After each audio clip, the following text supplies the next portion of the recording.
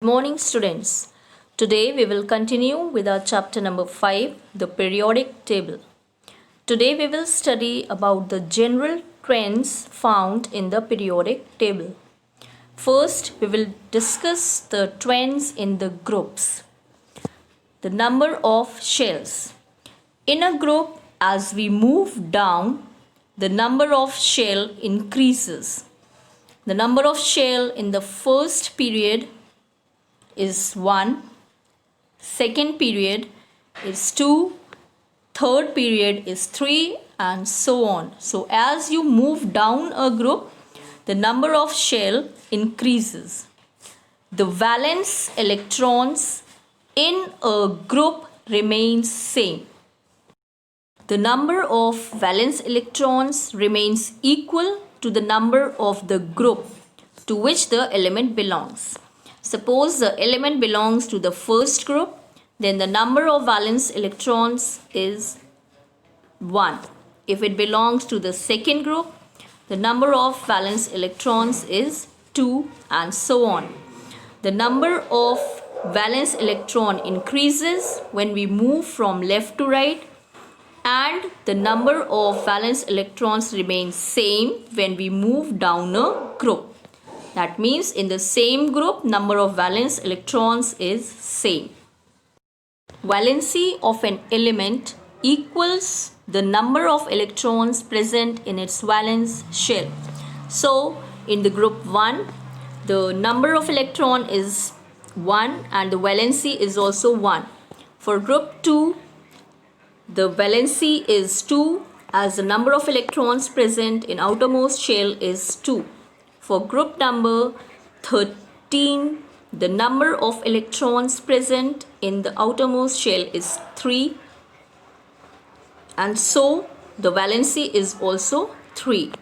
For group number 14, the number of valence electrons is 4 and the valency also 4. Now for the groups 15, 16 and 17, the valency is 18 minus the group number. That means for the group 15, the valency is 18 minus 15, that is 3. For group 16, the valency is 18 minus 16, that is 2. And for the group 17, it is 18 minus 17 is equal to 1. The valency of 0 group or group number 18 is 0. These are called the noble gases and they do not react with any other element. The properties of elements. Elements in a given group have very similar physical and chemical properties which change uniformly down that group. As we move down the group, they change uniformly. For example, group 1, the alkali metals are all very reactive and the degree of reactivity further increases as we move down the group. So lithium is the least reactive in that series and cesium is the most reactive in the group 1. Halogen atoms, group 17, are also very reactive, but their degree of reactivity decreases as we move from fluorine to iodine. So fluorine is the most reactive one and iodine is the least of them. Atomic size. As we move down a group, the size of atoms increases. This is because the number of shell increases as we move down a group. So for example, in the group 1, atomic size increases as we move from lithium to cesium. The metallic character also increases as we move down a group. For example, if we consider group number 15, the nitrogen and phosphorus, they are the non-metals, arsenic and antimony are metalloids, and bismuth is the typical metal. On account of gradual increase in the metallic character from top to bottom, the oxides of elements become increasingly basic in character, moving in the same direction. So the oxides of nitrogen and phosphorus are acidic, arsenic, amphoteric, and antimony and bismuth are basic. Now the general trends found in the periods. The number of shell on moving from left to right in the given period remains same. The number of electrons in the valence shell increases when we move from left to right. The valency of the elements with respect to hydrogen increases arithmetically from 1 to 4 and then back to 1. The size of the atom decreases when we move from left to right in a period. This is because the number of electrons increases in the same shell, increasing the nuclear charge and thus decreasing the size of the atom. Thus, in a particular period, alkali atoms have the largest size and halogens have the smallest. The properties of an element depend upon the number of electrons in its outermost orbit. Since in a period the number of electrons in the valence shell changes, properties of elements in a period differ significantly. Reactivity first decreases up to group 14 and then increases. Thus group 1 elements are the most reactive metals, while those of group 17 are the most reactive non-metals. The metallic character on moving from left to right decreases. It changes from metals to non-metal. And the last element of each period is an inert gas. The oxides of the elements in a particular period become progressively less basic and finally change to an acidic character. The study of group 1 elements, also called the alkali metals, lithium, sodium, potassium, rubidium, cesium and francium, have one electron in their outermost orbit and therefore they show one valency. So they all are placed in the first A group, the first column on the left of the periodic table. They all are known as alkali metals as they react with water to form their hydroxides, which are strong alkalis. This is the general reaction between the metal of first A group and water. So 2M plus 2H2O gives 2MOH plus H2. MOH, which is an alkali, so they all are called alkali metals. The electronic configuration of the elements of the first A group is as follows. You can see in the diagram, the last shell of all the elements has got one electron. So their valency is 1. All of them are very reactive and do not occur in free state. They are soft and they can be cut with a knife and have low melting boiling points. All are ionic in nature, so they show ionic or electrovalent bonding. These elements react rapidly with oxygen, water vapor and carbon dioxide in the air. For example, sodium reacts with oxygen forming sodium oxide. Sodium oxide plus water forms sodium hydroxide, and sodium hydroxide reacts with carbon dioxide to form sodium carbonate and water. Due to their reactive nature, the elements of group 1 are kept in inert solvent like kerosene so that they do not react with air. The reactivity of these metals increases as we move down the group. They react violently with water and produce hydrogen and hydroxide. They react violently with dilute HCl and H2SO4 to produce hydrogen. They form unipositive ions easily, so they are the strong reducing agents. When they are freshly cut, they show typical silvery white metallic luster, but soon they turn dull or they tarnish because of the reaction with air. All the alkali metal salts impart color to the flame: lithium, crimson red; sodium, golden yellow; potassium, lilac. Alkali metals are obtained by electrolysis of their molten salts. Group 2 elements, also called the alkaline earth metals. The elements such as beryllium, magnesium, calcium, strontium, barium, and radium. These are known as the alkaline earth metals because their oxides occur in the earth's crust and their hydroxides are weak alkalis. All the elements of this group have 2 electrons in their outermost shell, and so the valency is 2. That is why they are placed in the second A group.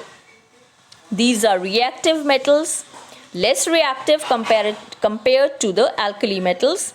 Hence, they do not occur in the free state in nature. They are grayish-white in color and harder than the alkali metals. All the alkaline earth metal salts except beryllium are the ionic compounds, that is, they form the ionic or electrovalent compounds. They are less reactive than alkali metals. Their reactivity increases on moving down the group. As we move down, their reactivity increases. With water, they produce hydrogen. M, that is, any of the alkaline earth metal reacts with water to form metal hydroxide and hydrogen. M, again, any of the alkaline earth metal reacts with dilute hydrochloric acid to produce the chloride and hydrogen. Similarly, it reacts with dilute sulfuric acid to produce metal sulfate and hydrogen. It forms di-positive ion, so it is strong reducing agent. Melting point and boiling point are comparatively low, but these are higher than the alkali metals. Except beryllium and magnesium, all other alkaline earth metals impart color to the flame like calcium brick red, strontium crimson, barium apple green, radium crimson. They are obtained by the electrolysis of their molten salts. Group 7A or group 17 elements are known as halogens. The word halogens has been derived from a Greek word in which halo means the sea, saltogens means producing. That means halogen means sea salt former. The elements present in this group are fluorine, chlorine, bromine, iodine, and astatine. The elements have 7 electrons in their outermost orbit, so they need 1 electron to complete their octet. So the valency is 1. These are most reactive nonmetals. Their reactivity decreases down the group. For example, fluorine is the most reactive and iodine is the least reactive halogen. There is a steady increase in the melting points and boiling points as we move down the group. Fluorine is a gas, chlorine is a gas, bromine is liquid, and iodine is solid. Astatine is highly radioactive and a rare element. The intensity of the color of the element also increases from pale to dark.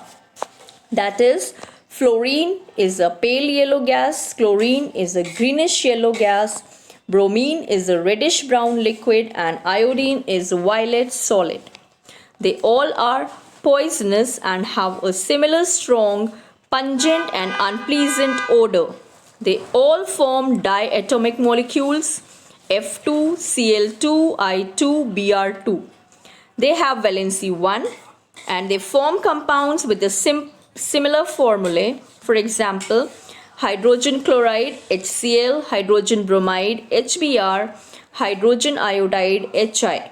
They produce a series of compounds with other elements, chlorides, bromides, and iodides, and together are known as halides.